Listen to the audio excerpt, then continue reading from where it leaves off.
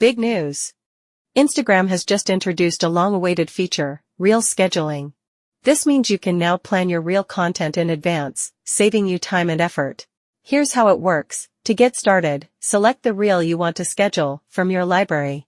Then, navigate to the Advanced Settings section where you'll find the brand new Schedule option. This handy feature allows you to choose the exact date and time you want your Reel to go live. Once you've set the schedule, don't forget to add all the necessary details like your caption and hashtags. Once everything looks perfect, simply click Schedule to confirm. But what if you need to make changes later on? No worries. Even after scheduling, you'll still have the flexibility to edit your Reel or modify the publish time. Now, let's talk about managing your scheduled content. Wondering how to keep track of all your scheduled Reels? It's easy. You can view them in a dedicated section within Instagram, making it simple to stay organized and on top of your content calendar. But wait, there's more. This scheduling feature isn't just for new Reels. You can also schedule Reels that you've previously saved in your drafts.